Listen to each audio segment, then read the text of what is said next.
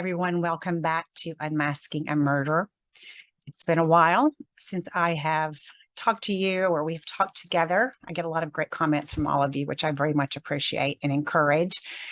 What's been going on? So from my end, a couple of things that are exciting I wanted to share with you. One is I've fallen madly in love in the past couple of months. Actually, it was happened in the middle of May and it's just grown since then. And this is my new love, Freddie, who is almost a 9-month-old Pyrenean Mastiff. And he is really great. So he's our new family member. My two girls were home for the summer. They're back in college, go Buffs. And so things are a little bit quieter. So of course we had to add a family member. We can't let things get too dull around here. So we've been having a lot of fun with Freddie. Also, fun fact for those of you who are Peter Pan fans, you may be thinking like I did that Nana, who was of course the kind of guardian dog for Michael and Wendy, was a Saint Bernard. However, if you do your research, as I did, I found out that originally Nana was thought to be a Neapolitan Mastiff, although if you look at them, pictures of them, they're mainly black, although there's some black and white ones. But if you look at Nana, the cartoon in the Disney movie, she doesn't really look like a Neapolitan Mastiff, but she does look just like Freddie. So we are convinced, not that Freddie really was Nana, but that maybe there was someone who knew about Pyrenean Mastiffs, and that we are convinced that Nana was in reality a Pyrenean Mastiff. So there's something to think about and share with your dog-loving friends. I've been to a couple of conferences this summer, some really interesting ones. I'll hopefully be able to bring in some of the true crime cases that we talk about. So that's kind of catching you up to date on what's been going on with me. And I hope all of you have been doing very well and are happy and healthy, and life is going really well for you. Today's case, I chose it for a couple of different reasons. I was a true crime fan a long time before I became a forensic psychologist. And I still to this day, I love reading true crime books. I love researching them for my blog and for my podcast and my YouTube channel. I enjoy being interviewed for different media sources about them. And yet I guess my real job, I work with victims, I work with perpetrators. And so I know the pain that goes along with this. I know how different it looks on the inside looking out. So one of the things I'm always struggling with is, how do I tell an interesting story, an entertaining story, and yet use the story as the beginning to talk about some bigger issues, such as how can we prevent offenders from progressing? How can we catch children who are in trouble earlier so they don't become angry, they don't develop, problems, they don't become angry, they don't become offenders, basically. And how can we stay safe? How do we know if something is off? What do we do if we do notice something is off? So the case I'm going to be talking about today has a ton, I think, of interesting information about forensic psychology. So I'm excited to share this with you. The other thing I really like about this case, in terms of it being interesting, is that it's historical, and that the murders we're going to be talking about happened many years ago, and yet a lot is happening right now. So this case is continuing in a way. And so that's another thing that's kind of exciting to me, is that we have this history. We can talk a little bit about what it was like back in the 80s when this happened. And then we can also talk about how things are now and what might happen in the future. So there is my tease for our case. So we're going to be traveling today to England, to 1983 initially. Well, actually, we're going to start with Colin Pitchfork, who is our, I guess, villain in the story. He is the perpetrator. He was born March 23rd of 1961. He was raised by his parents. He had an older sister and a younger brother. We don't have a lot of information about his childhood. There's some mention that he, being the middle child, felt a little bit left out, felt like his parents favored both of his siblings over him. There's also some mention in some of the research that suggests that he developed early in terms of puberty, and that he got some teasing and those kinds of things, so that made school somewhat unpleasant for him at times. Now, it's just so interesting we talk about childhood, because I'm always curious about childhood, because we know sometimes that some of the seeds that turn into, I guess, ugly plants later on, sometimes those are planted in childhood. And yet they're not excuses. Maybe I felt left out. Maybe I felt neglected. I didn't grow up and do these horrible things. And so it's, we do know that when we're talking about, serial killers in particular, that it requires a perfect storm. It's not that we can look back and go, oh, this person grew up here, or his dad was this, or his mom was this, or this happened to him, or this didn't happen to him. That's why he became the person he did. But sometimes it does give us some clues, or at least some glimmers of what may be in the future, or at least looking back, what may have started that ball rolling. So his parents are no longer living, and his sister is no longer living either. But his aunt and uncle have said that, from what they remember, that Colin was a pretty normal kid. They don't remember anything standing out, good or bad, about him. He was involved in scouts. Now, what's interesting about this, that even though there's no history that we know of any kind of physical abuse, any kind of sexual abuse, that from a really early age, he said at one point from age 11, we know that by age 14, he was routinely exposing himself. First to people that he knew or kids that he knew, and then this kind of branched out. So 11 would just be incredibly early to develop that kind of sexual preference. And, even at 14, obviously most teenagers, when they go through puberty, their hormones are going everywhere. They may experiment with different things, but this is far beyond that. This is somebody who really does develop a paraphilia, where he is drawn to this. He enjoys this. He really desired to expose himself to non-consenting people. That's a very, very much of a key, because it'd be one thing if you get together with your girlfriend and you play these games where you pop out of the closet or you pop out of the bathroom and you don't have any clothes on. That can be fun for some people. When you're talking about exhibitionism or indecent exposure, part of the thrill is surprising people, shocking people, in some ways traumatizing people. So that was something that he really enjoyed, and we'll talk about later on, really, really, really enjoyed it. And it was a prolific flasher, as they say in England. So he, again, grew up with his parents. He got in trouble, was arrested at age 14 for exposing himself. Didn't get into a lot of trouble, although, which I think this is very progressive, he was caught again doing this. So he was 14, probably got a slap on the wrist, a big talking to, put on probation, but nothing severe happened to him. He was then arrested again in 1979. So he would have been 18. And it's taken more seriously then. One of the things that really impressed me about this is he was sent to therapy, really court ordered into therapy, and he was 18 years old.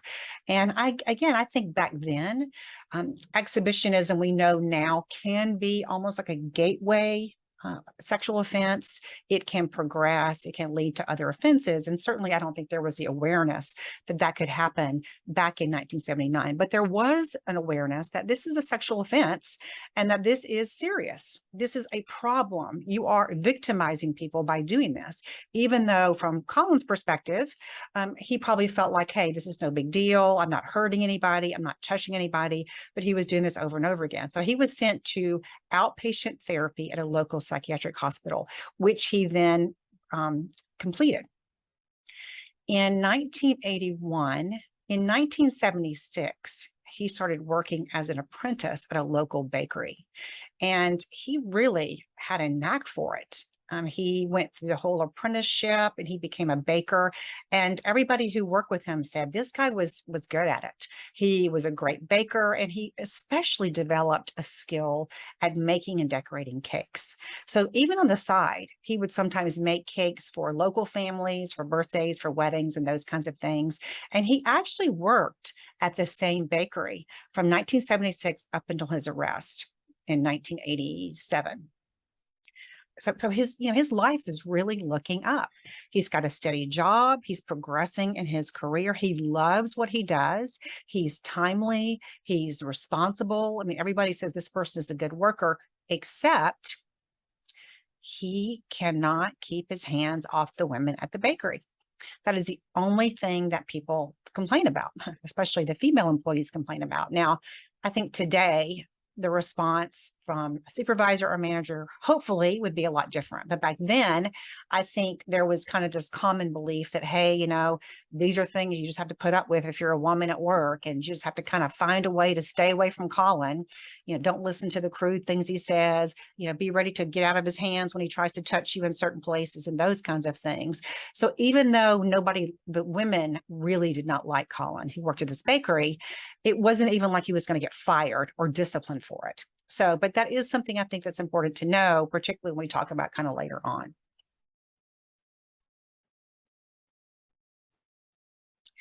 And so it just became pretty much just part of the female employee experience at the bakery that you had to watch out for Colin, that you never knew what he was going to say and you never knew what he was going to do. So that was something that, everybody was aware of. But in terms of his work performance, in terms of his actual baking, there were really no complaints. So his profession is going well. And then in 1979, he meets Carol. Carol's a social worker, and she is working at a local children's hospital. And Colin is he is volunteering there as well. Now, I don't know if he was volunteering as part of his probation for getting in trouble for flashing, as they say in the UK, or indecent exposure, or if he just was volunteering for some other reason. But that's where they met. And pretty quickly, sparks flew, and the two of them became an item. So this is 1979. And in 1981, the two of them married. Now, there was a little bit of a problem, I guess a hitch, in that in 1981, Colin gets arrested again for indecent exposure. And this time, I think because he's older, he's now, almost 20, it's a little more of a serious offense. And so he, at this point, is mandated into therapy at a local psychiatric hospital, outpatient therapy, but he's basically told, you want to stay out of jail, get yourself over there and get some help, which I think is actually pretty progressive. Don't you think that's pretty progressive? I mean, this is, again, 1981, and I'm not completely sure that would even happen today, that would be the immediate response. But he was put on probation, and he was required to attend outpatient therapy, which he completed. So in 1981, he and Carol eventually get married. And in 1983, they welcomed their first child, a son. Now, there's in England, where this takes place, there are these three little villages that are absolutely adorable. I'm going to put some pictures up because they are beyond cute. One is called Enderby, one is Narber, and the other one is Littlethorpe. Please forgive me for some mispronouncements I'm sure I'm going to do. And they're all in Leicestershire County. That could have been a glitch right there. But anyway, so there's a bigger city, which is Leicestershire, which is also the county. And then these little tiny villages that are kind of spin off or a little bit away from there. And a lot of people actually moved out of Leicestershire, like we do sometimes move from the city to the country because we think it's going to be safer. It's going to be more of a community and those kinds of things. So these villages really were very tiny. As a matter of fact, it was very common because they were so close together and so small that people would just walk from one to the other. Kids would walk to visit each other and those kinds of things. So that will give you a sense of how small these places are, but also how incredibly safe they were perceived to be by everybody who lived there. Also, as I've already mentioned, this is early 1980s. And those of you who are younger than I am, which is probably 95% of you watching this video, may have heard your parents say, when we were growing up, we would go out and we wouldn't come back until the lights came on. And, you roll your eyes and kind of go, yeah, that was in the dark ages. Well, that's when I grew up, in the dark ages. And it was like that. I mean, it wasn't like my parents knew where I was all the time. And I am confessing today in public that I snuck out a couple of times. And I can tell you the worst thing that even ever occurred to me that would happen would be that my parents would find out that I snuck out, my mom in particular, because that would not be good. She could bring the hammer down. Never, though, did it occur to me that I would be in any danger sneaking out of my house and going down the street, going around the block to see my best friends. So it really was a different time. So it is November the 21st of 1983, and there is a 15-year-old girl named Linda Mann who is a very good girl, very good student, loves her family, never been in any kind of trouble. She lived in Narborough with her parents and with her older sister. And, you know, everybody who knew Linda just said she was like a little bright star. She loved, she was a studious. She loved especially learning languages. And she would tell her mom, Kath, you know, Mom, one of these days, I'm going to see the world. And her mom later said, I believed it 100% because she loved everything about looking at different countries and different cultures and different languages. And she just had a passion for it. So Linda was coming home from babysitting. And there was, you know, again, this is a whole tiny village. There's all these little footpaths and little walkways and stuff like that. And there's a little shortcut called the Black Pad. And she's coming home. It's getting dark. And she decides to take this little shortcut to get to her house, which is, I mean, it's not very far away at all. Meanwhile, her parents, she's living with her, actually her mom and her stepfather, who she's very, very close to.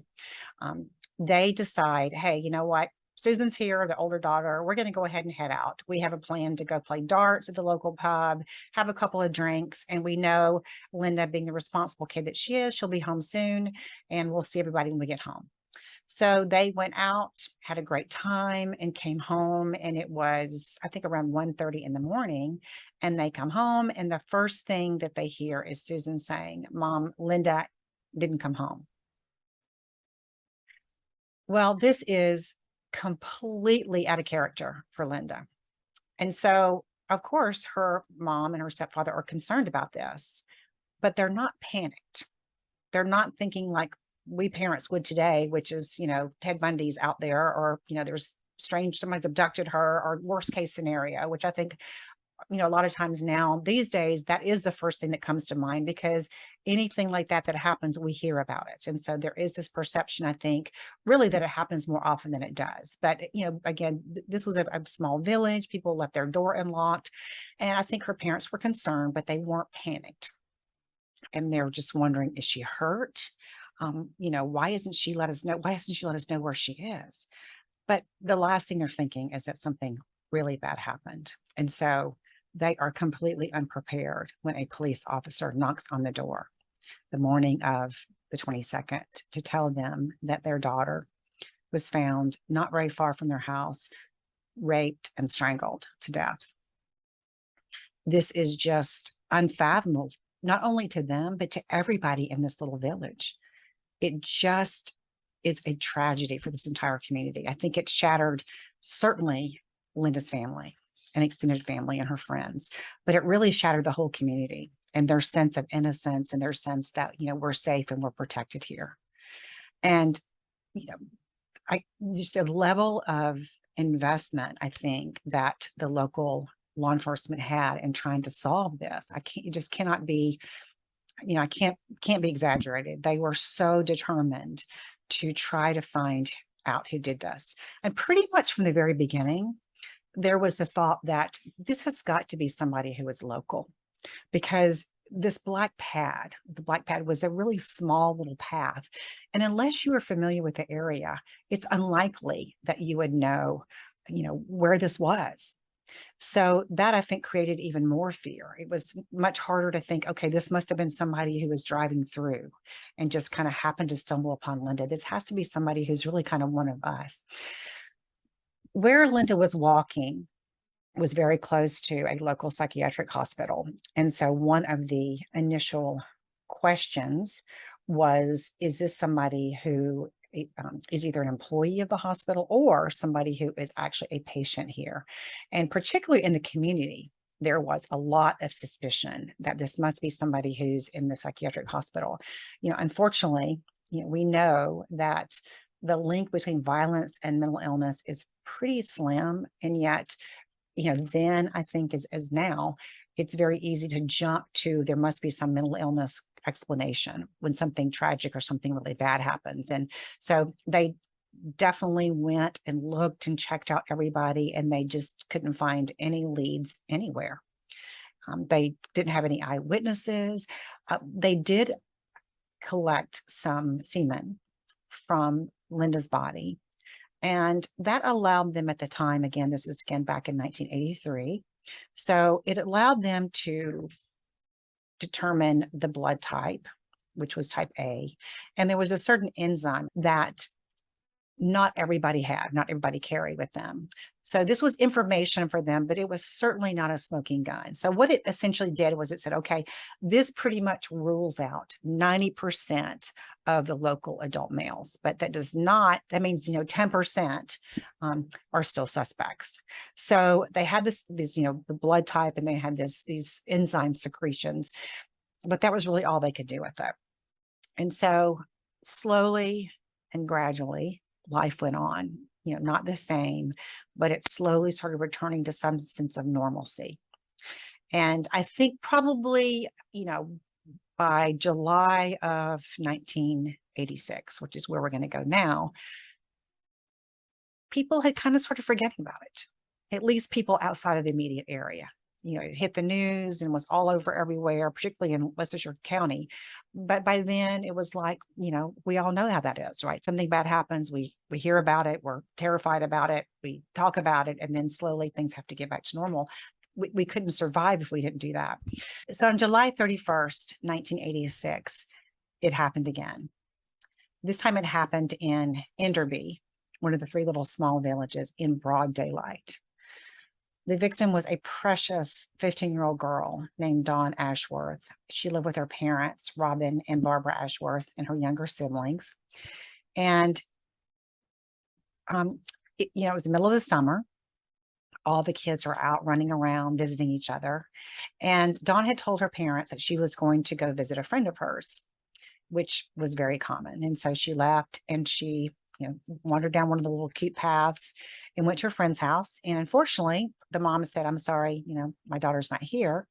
So she's like, all right, that's a bummer. So she decided to go visit another friend. So she walked over there, and this friend wasn't home either. As a matter of fact, she found out that the two friends that she had gone to visit were with each other, and neither were home. And we all can remember those teenage years when you're bored and you're looking for friends, and then it's a bummer when you find out that your friends are together but you're not with them. She was a very responsible big sister, and her parents were supposed to go to a birthday party that night, so she knew she had to get home to babysit. It was about 4 o'clock, and she decided, I really don't have time to go to the village center and look for my friends. I'm just going to head back. So she starts walking back, and there's all these little paths and bridges and stuff, and there's a narrow kind of path called 10-Pound Lane, which really is like the Enderby equivalent of the Black Pad, which we talked about with Linda in 1983. And so Dawn comes to a fork in the road and decides, for time's sake, she's just going to scoot on this 10-Pound Lane, which is just a really beautiful, again, footpath. It's actually has some old ancient Roman ruins that kind of run through it. But it was very thick with foliage. Apparently at some points it's so thick with all these trees and bushes and stuff that it's almost like it blocks out the sunlight. So it's really pretty, but somewhat claustrophobic, at least it would be for me. But she takes this path, we know later, and she doesn't come home. And her parents are really concerned about this pretty quickly because, again, just like Linda, Dawn is very responsible. She knows her parents are going to this birthday party. There's just no reason why Dawn wouldn't be home. Again, completely out of character. So Barbara calls her friend's mom, and the friend's mom said, yeah, well, she was here, but, my daughter wasn't home, and so she left. And so she calls the other friends, gets the same story.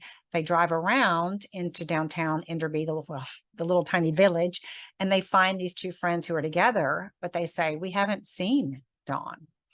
At this point, I think that mild panic sets in because, number one, this is so unlike Dawn. Number two, I have to believe that on some level there was this ghost of what had happened a couple of years ago, even though it's unlikely. And as a mom, you're telling yourself that could never happen again. There's got to be these little cold fingers of worry that start sneaking in here. So they call police, and the constables come over and take it very seriously, and they all start looking for Dawn. And again, they're just kind of at a loss. Where could she be? They're walking on these little paths, and nobody's finding anything. And 2 days go by. Now, interestingly enough, the constables are, going door to door. They're asking people, looking for witnesses, and they find a suspect. A couple of witnesses say, well, I didn't really see anything happen to Dawn, but I've seen this motorcycle that's kind of been going around, this guy with a red helmet and a red motorcycle. He just seems to be hanging around here. He seems suspicious to me. One of the constables talked to him, saw him walking around, and this kid, whose name was Richard Buckland, he was 17 years old, was just odd. He was odd in the way he was interacting with law enforcement. He was saying odd things to them, like, you're looking in the wrong place. Somebody told the police that at one point he had said that Dawn had been found hanging up by her leg. He seemed overly interested in what was going on. He said that he had known Dawn. At one point, he said he had seen Dawn. So you can imagine the red flags are waving at this point. And so they talk to him. It becomes clear he's also a kitchen porter at this local psychiatric hospital. So he's, he knows this path very well. He says he knows Dawn too, although not very well. So they are literally thinking, okay, this might be our person. This could be the person who is responsible for, abducting Dawn. They don't know where she is at this point. It's been 2 days now, and her body is found.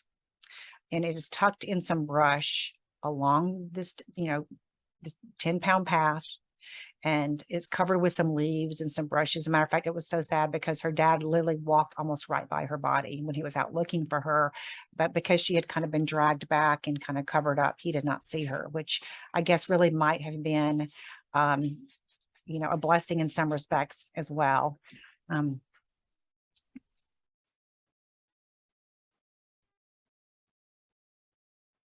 As you can imagine, Dawn's parents are just devastated by this news.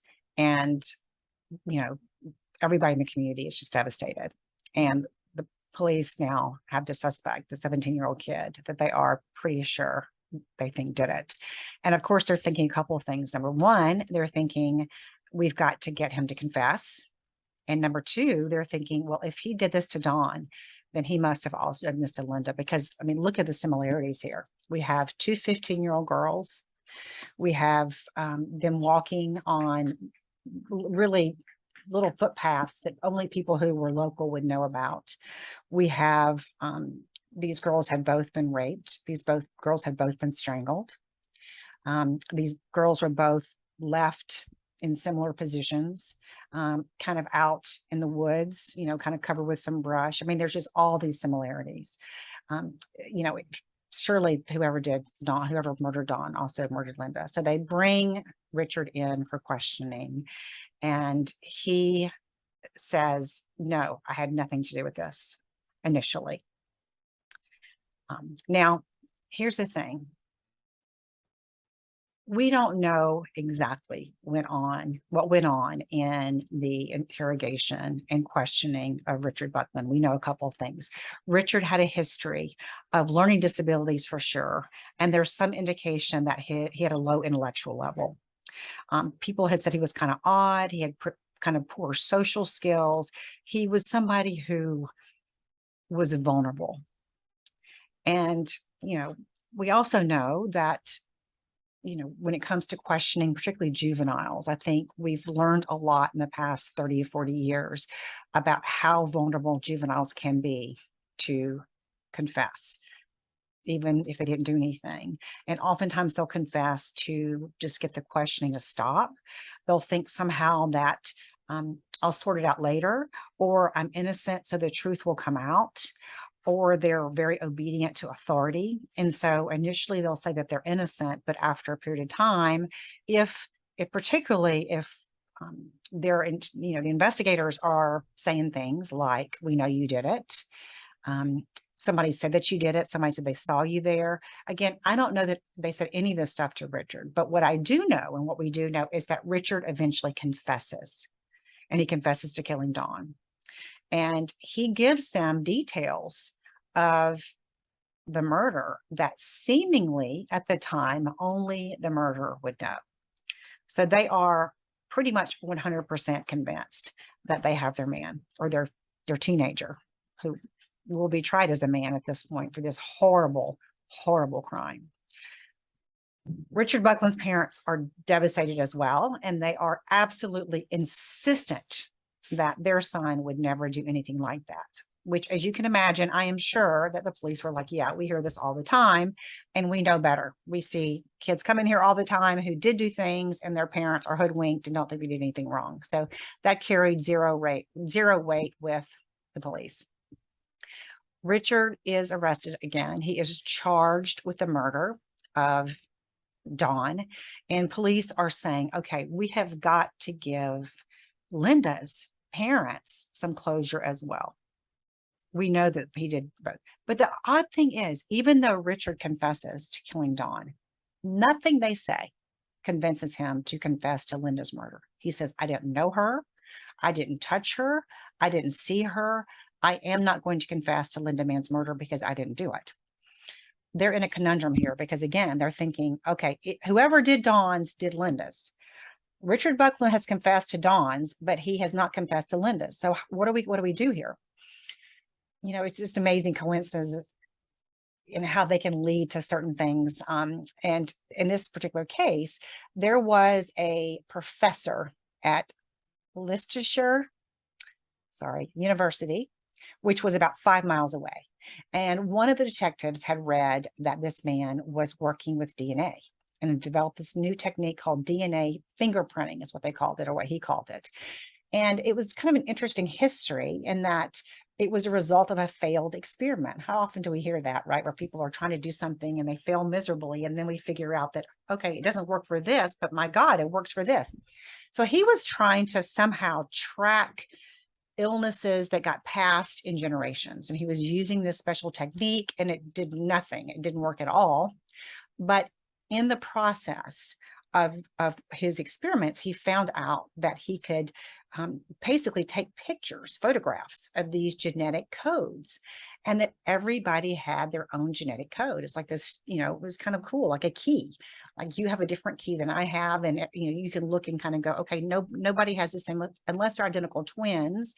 No, none of these genetic codes are the same, and so it's better than a fingerprint, right? It's amazing. I mean, you're looking at the person's DNA. And so this detective thought, is it possible that this professor, whose name was Alec Jeffries, could use this technology to look at the DNA of that we recovered on Dawn's body, which there was obviously some semen recovered because she was sexually assaulted, and on Linda's body. And that way, we will know 100% that Richard Buckland not only murdered Dawn Ashworth, but he also murdered Linda Mann, and we can charge him with both. And so they go to Professor Jeffries and say, do you think you can do this? And he said, well, I've never done this before, but I don't know why that it wouldn't work. And now he said, there's a caveat here because Linda Mann's, the DNA that you collected off of Linda Mann's body is old, relatively speaking, certainly older than any that I've done. So it's possible that I won't be able to get anything from that, but I'll give it a try. So the detectives send him some samples from Linda's body and from Dawn's body, and then wait for the results. And time goes by, and they get a phone call from Professor Jeffries, who essentially says, well, I've got some good news and some bad news. The good news is that the same person who murdered Dawn Ashworth murdered Linda Mann, 100%. The DNA from both of these samples matches. The bad news is it's not Richard Buckland. He did not murder Dawn or Linda. His DNA looks very, very different. Now, it's just fascinating when I think about this for a couple of reasons. Number one, here is a situation where detectives are looking to charge one person for 2 murders. That's the sole reason that they contact Professor Jeffries, and they're ending up charging 0 people for 2 murders, because this is the first time somebody has been exonerated because of DNA. And I am 100% convinced that if it wasn't for this DNA evidence, that Richard Buckland would have been tried and convicted for these murders, because he had confessed. And we all know how difficult it is to understand why anybody would confess for something they didn't do. It is one of the hardest things for jurors to get their head around, because we all look at this and kind of go, I would never confess to something that I didn't do. Now, it's interesting, when I was thinking about this episode, I had this kind of flashback. So when I was in the 7th grade, I went to a private school, which was the worst year of my life in high school. It was really difficult. And, 7th grade, I don't think anybody ever says 7th grade is your best year or your peak of life, because it's just, the hormones are flowing and it's just an awkward time anyway. And being in a new school was particularly difficult. And I had a teacher, an art teacher, and it was her first year of teaching. And, I can't say that I gave it my best effort for sure in class, because it was just such a stressful time for me. And yet we had this one independent art project, and I found a picture of the Peanut Festival queen. And I thought she was the most beautiful person I'd ever seen. And so I spent hours drawing this Peanut Festival queen, because this was who I wanted to be and look like.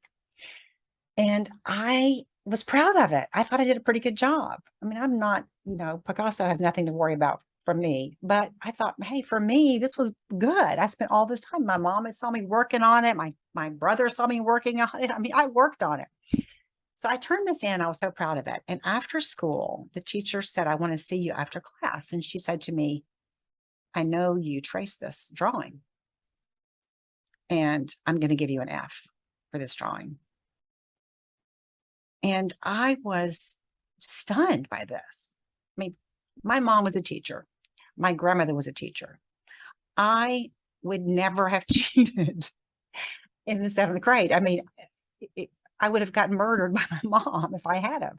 It would never have occurred to me to cheat in that way. Now, I'm not saying I was an angel, and certainly by the time I was in college, I got some help with chemistry, I confess. But at this time, it would never have occurred to me, particularly in art class. So I was just stunned by this. And I said to her, I didn't draw, I didn't copy this. How could I even copy this? It was from a newspaper. And she absolutely said, you are lying to me. I know that you copied this. I can tell. I've, been an art major, blah, blah, blah, blah, blah. And the interesting thing about that was, after about 15 minutes of me saying to her, I didn't do this, I kind of gave up. And I quit defending myself. And I never said to her that I did it. And she never insisted that I'd say that I did it. And honestly, I think if she had said to me, you tell me you did this, admit it, or I'm going to call the principal, I probably would have said, yeah, I did it, but I didn't do it. And so when I was thinking about, false confession for the story, it really brought back that memory. Now, obviously there was a lot less at stake for me than for Richard Buckland, but it did make me remember that time when I remember feeling so kind of hopeless and so helpless about the situation, because I realized that no matter what I said, my art teacher, Mrs. Sorrells, nothing I said, she would have believed me. She was 100% convinced. So it's just something to think about in terms of, again, I think things sometimes look so different on the inside looking out. Getting back to our story. So, Richard had been in jail for 4 months at this time, and so he was released. Now, here is another clap from me for the way these local, law enforcement handled the situation, because this was such a setback to them. I mean, think about it. They're hoping to get, close the books on these 2 horrendous crimes, and now they're back at square one. And this is brand new technology. So they could have easily said, this is BS. This technology is stupid. It doesn't work. We know that Richard Buckland did it. We're going to continue. At the very least, they could have said, we're not ever using this stuff again, because look what happened to us this time. Instead, they said, okay, well, we know the same person killed Dawn and Linda, and we know that you have this profile, so we are going to do a massive DNA manhunt. we are going to collect blood from every man in these 3 villages. And we are going to see who matches this profile that you have. Now, this was a voluntary procedure. So you might be thinking, well, that's stupid, because if you murdered these people, you're not going to go down there and give your blood. Except a couple things. Number one is it was a very small village. Number two, these little communities were so close knit. They were all lining up to come in and give their DNA. They wanted to find out who this was. They wanted to show it wasn't me. And see, I'm marching down here and I'm giving my blood because I want you and everybody else to know, number one, that I didn't do it. And there was a lot of pressure on people. It was the talk of of these little towns, right? Hey, have you been down and given your blood yet? When did you get your results back, et cetera, et cetera. So even though it seems like, well, this is a pretty easy thing to get out of, in reality, it wasn't. And so they began systematically collecting the DNA of every man between the ages, I think they decided on, I think it was maybe 18 to 34. And the reasoning for that was twofold. One is that statistically, that is most likely the age when you're going to find an offender like this, particularly one that they think that this was the first murder, although it's possible he murdered other people that we still don't know about. And number two, there's a lot of sperm in the semen that they collected. And so they also felt like this must be somebody who's relatively young because he's very virile.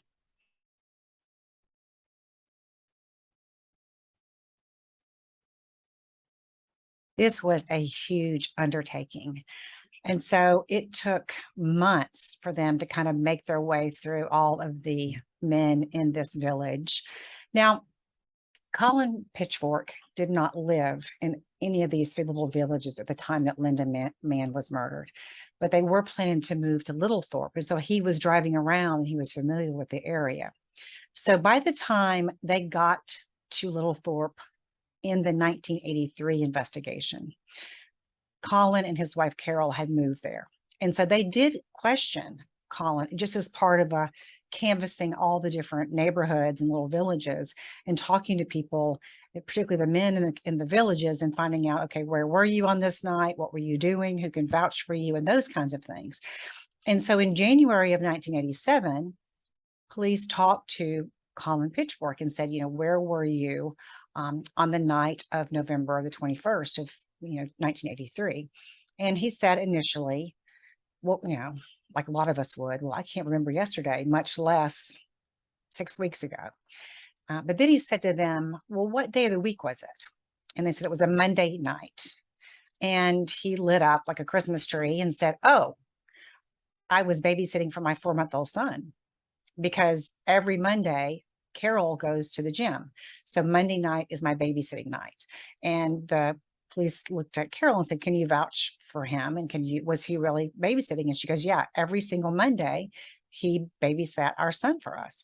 And so that pretty much checked Colin off at that point in time. He was not on anybody's radar. And the detective later said nobody in any way suspected him of anything. He was cool, calm, cooperative. And we just felt like, we had kind of checked off the boxes. We talked to him, went to the next house and did the same thing. So he had been talked to before, but again, was not on anybody's radar.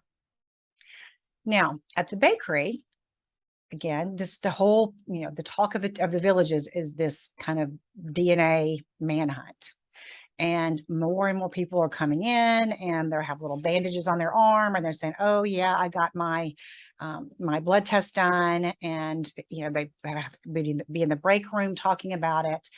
And so at some point, the topic of conversation came up with Colin. And he said to them, no, I'm not doing it. And his coworkers are kind of surprised by this. And they're like, why? And he goes, I don't trust police. And, I think the whole thing is stupid. I think the science is dumb. It doesn't make any sense. But he started feeling the pressure as more and more people came in and they volunteered. And I think that the goal of this was a couple of things. One, of course, hopefully somebody would come in and give blood and they were the actual perpetrator. But it would also point to people who did not come in. They would also be on the radar because more and more people, it was amazing the number of men who lined up to go down there and give blood. I mean, it was just truly astonishing.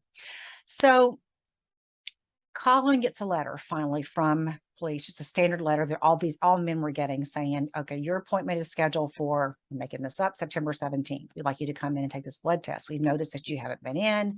Please make sure that you do that. Colin is in a little bit of a panic. He's like, what am I going to do? So he starts asking other men at the bakery to take the test for him. He makes up a story and he says, hey, you know, a mate of mine, a friend of mine had gotten in trouble for flashing when they were younger. And he was afraid that if he went in, they would somehow point their finger at him. So I went down there and took the blood tests for him. Why don't you do the same for me? So he asked a couple of people, all of whom said, no, you know, it's not legal. And basically, why would I do this for you? We want to find out who did this. And no, I'm not going to do this. But there was one employee at the bakery named Ian Kelly who, you know, Colin must have had a good sense of who he could intimidate or manipulate. So he approaches Ian and says the whole story. And initially, Ian says, like everybody else has said, no, I'm not doing this. It's not right. But over the course of about 6 weeks, Colin worked on him and worked on him and worked on him. I've got 2 kids. I've already given my blood. I'm going to get in all this kinds of trouble. I did this for this person. Why can't you do this for me? He really did just almost bully him into eventually agreeing to do it. And Ian finally says yes. And so Colin goes with him, and they go to like a passport photo place. Ian sits down, takes a passport photo. Now, remember that Colin is a master baker. So he's somebody who's not only good at, you know, putting the cakes in and taking them out, but he is really good with his fine motor skills. He can draw all these little details and stuff. And so it isn't that difficult for him to basically steam off the top part of the passport. And what he does is he puts Ian's picture over his, and then slowly seals it back up. And, you know, people who are down there taking blood, they're looking at the passport because everybody has to bring one. And that's their way of, you know, making sure that the person who says he is actually is that person. But they don't have a magnifying glass out. They're not sitting there looking for, you know, to see, or did you forge your passport or anything? Because they're thinking anybody who comes down here and who's cooperative probably didn't do this. Otherwise, they would be down here. So on the day that Colin is scheduled to, you know, give his blood, Ian shows up with Colin's passport, sits there. They call Colin in. Ian gets up, goes, says he's Colin, gives Colin's date of birth, and gives his blood. And then you know, he is sick at the time, though. He has the flu. And so he is out of work for about a week. And this is significant because later Ian finds out that Colin goes back to the bakery and is telling everybody who works there that he had just given blood. And he is so glad it's over with. And why were people giving him a hard time about not doing it? And Ian said, if I had heard that, if I had known he was doing that, I think this whole thing would have come out even sooner. But he didn't go back. He didn't go back for a week or so. So a few weeks later, Ian and some other coworkers from the bakery, are all out at a pub. And they are, you know, just talking about a bunch of things. And of course, the whole DNA manhunt comes up. And one of the women is talking about, you know, sexual perversions and this kind of thing. And the subject of Colin comes up, which I guess would be no surprise if you are a female employee of this bakery. That's probably your first association. And she is basically saying, you know, this guy there's something wrong with him. He is such a lech. I mean, he just is always trying to touch women. He's saying crude things to them. If I was his wife, I would kill him. I mean, this is just gross. And one of the men who worked at the bakery pipes up and says, you know, it's so weird that Colin actually asked me to take this blood test for him. Now, Ian is sitting there and he has no idea that he is one of many people that Colin has hit up to take this blood test for him. And Ian says, without even thinking about it. Well, I did take it for him. And he said that there was complete silence from everybody at the table. And nobody really called him out on it. But he said it was very, very awkward. And then they all kind of resumed their activities. But there was one woman at the table that just really bothered her. And she thought about it. And she thought about it. And days went by and she's still thinking about it. And she finally calls police and she says, look, maybe this is nothing, but I got to tell you this. And she says the whole story. I'm at the pub and friend slash co-employee or fellow employee tells me that this man, Colin Pitchfork, asked him to take this blood test for him, and he did. And the police pretty much are like, okay, this might be our man, because why else would this person have somebody else give his blood? And they literally within 24 hours were at Colin Pitchfork's house, and they arrested him. And literally they walked in the door just about, and Colin confesses. And they take him down to the station and he basically tells them, yes, I killed Dawn Ashworth. Yes, I killed Linda Mann. And he even tells them that he did in fact babysit the night that he killed Linda Mann, and that his son was actually in the back seat of the car at the same time that he was strangling and, you know, raping and strangling Linda Mann. I mean, can you imagine? Here's this 15-year-old girl. She's walking home. She's completely innocent. She, you know, isn't afraid probably of anything. This man tells her, this is what Colin said, that he's lost. He's looking for directions. He gets close to her. She sees this baby in the back seat. I mean, who's going to be afraid of somebody who has a baby in the back seat? This little baby who's probably cooing or whatever. So the whole thing was just really just so tragic. But he confesses to this. Now he says, which I have to say, I am very suspicious of. He says that both Linda and Dawn, that he flashes them or exposes them. And then he says that Linda runs, or that, you know, he's afraid that she's going to tell on him, that he rapes her, or he can't let her go because he's afraid of this. He says that Dawn tries to get away and he has to kill her again because he's given her too much information. I think when you consider the injuries that were on these two young girls, and when you consider, particularly on Dawn, there was clearly an escalation in violence from Linda's murder to Dawn's. I don't buy that. I think he went out looking for Linda and for Dawn, or young women that he could rape and murder, because his story to me does not match. And one of the things that's so difficult, of course, in these situations is the person who's left is the one who gets to tell the story. So, you know, his assertion that, oh, I just killed these women because I was afraid they were going to tell on me. You know, no, you don't strangle somebody. You don't hit somebody. You don't bruise somebody. There's no need to do all these things. It's clearly, I think, based on what we know about these crime scenes, that he took pleasure in this. And this was all part of his sexual fantasy.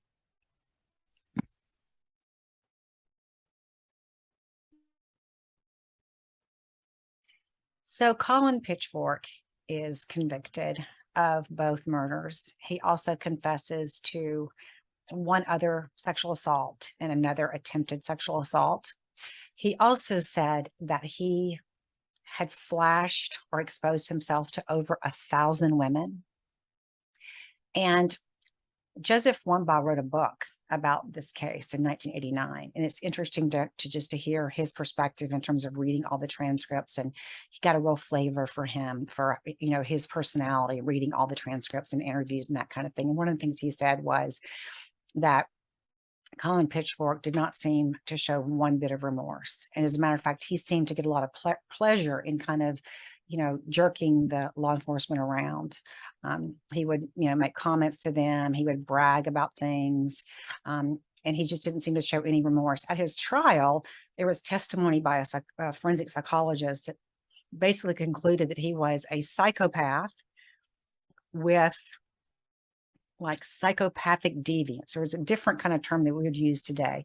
But essentially what it sounds like to me is they diagnosed him as somebody who was a sexual psychopath. And that is significant because that is very worrisome in terms of any potential rehabilitation. So we have an offender now who has been offending at least since age 14, who has progressed from flashing to raping and strangling people he doesn't know. We have somebody who's manipulated the system to avoid capture. We have somebody who's managed to fool everybody he works with, and certainly his wife, who had absolutely no idea that this was going on. So there's some very concerning things. And so let's kind of fast forward. He got 30 years in prison. He got a life term, but it's kind of like in the United States, and a life term doesn't necessarily mean life. It means he had a minimum term of 30 years.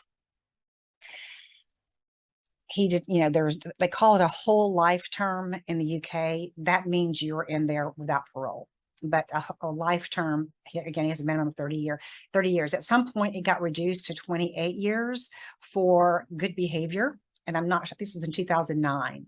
I'm not really sure about all the details about that. So he served 28 years, was up for parole in 2016, was denied parole, but was eventually moved to an open prison, which essentially means you get day passes.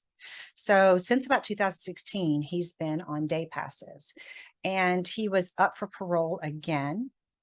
And this was in 2021. And there was a huge uproar about this. You can only imagine how these families feel who lived in this village, particularly Linda and Don's family, who were just horrified at the thought this person would ever get out.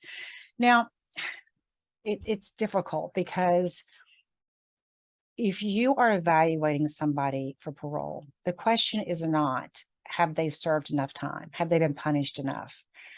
Certainly, if you are the victim's family, you think they're never going to be punished enough, not in this life or any other life that they might have. There's just no way. But the task, if somebody's up for parole, is to focus on danger. Is this person a danger to the community? That's the question for the parole board. And so there was a lot of testimony, a lot of support for him being released on parole.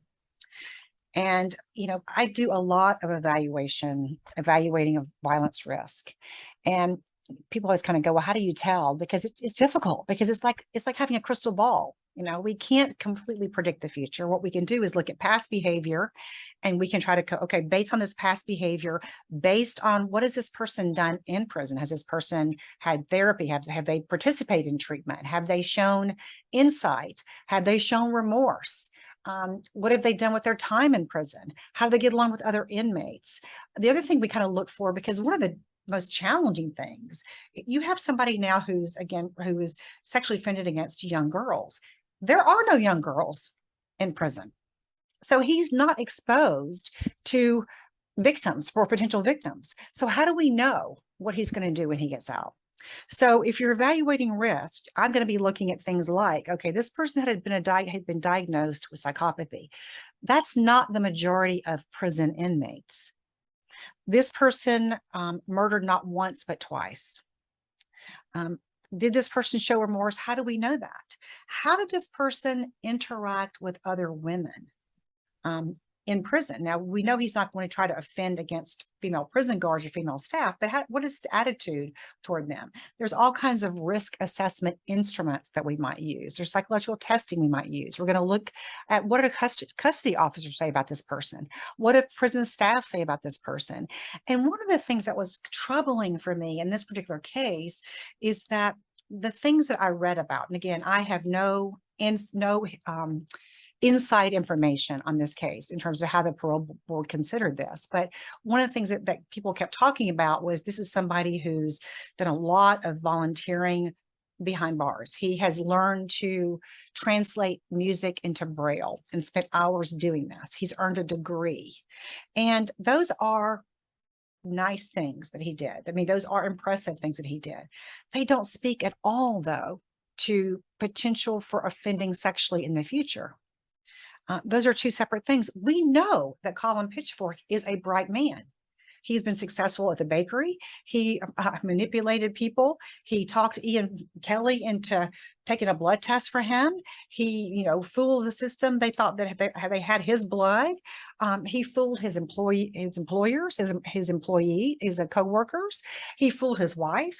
This is somebody who can be devious, who can manipulate people, who can hide things. So none of that should be surprising. So here's where we get to the current event part of it. He was released September the 21st of 2021. So less than a year ago, he was released. They actually had an official, can't remember his name, who tried to block him from being released, and the judge denied that. So he was released in September of 2021. Now, they did put some very severe restrictions. So, when somebody's out on parole in the United States, depending upon a lot of different factors, depending upon some of the issues in their crime, for example, if substance abuse was a part of their offense or a contributor, they might have to get random drug tests, or they might have to attend substance abuse treatment, or they might have to attend mental health treatment if that was part of their offense. Or, again, they have to check in with their parole officer. They have to get permission to, move. So there's all these conditions of parole. And the average number of conditions for parole in the UK is 7, apparently. And there were 40 different conditions imposed upon Colin Pitchfork.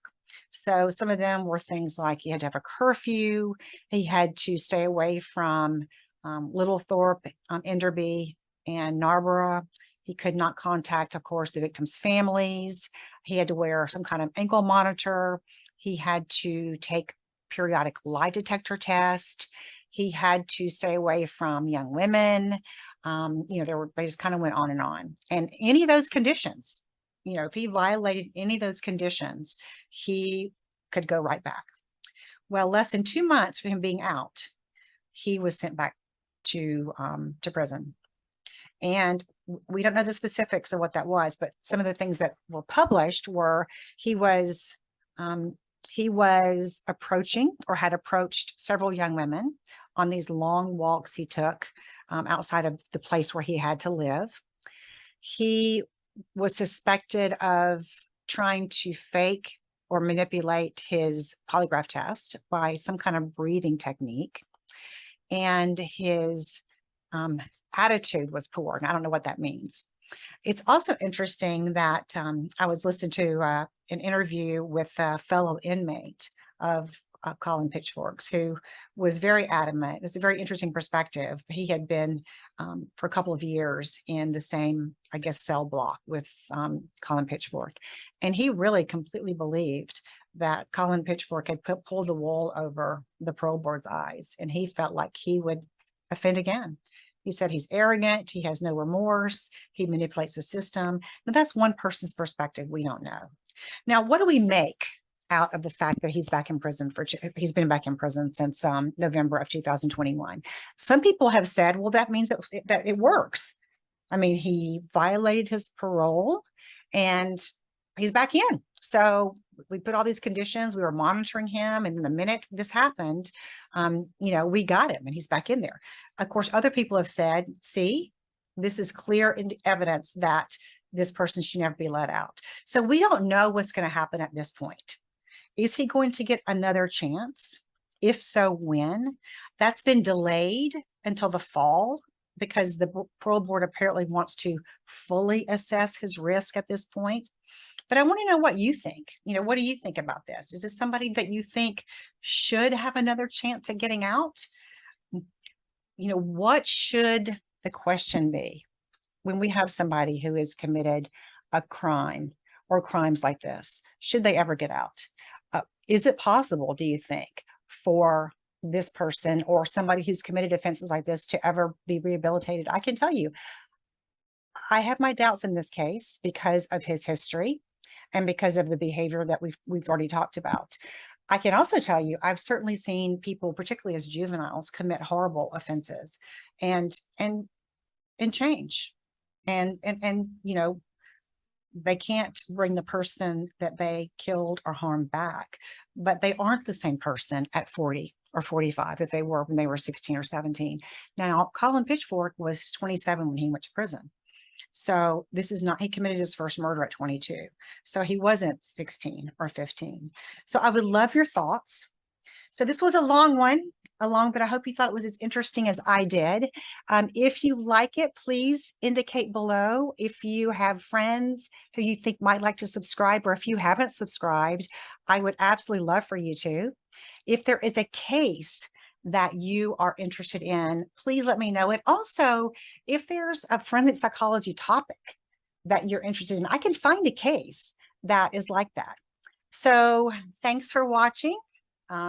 Till next time, when we unmask another murderer.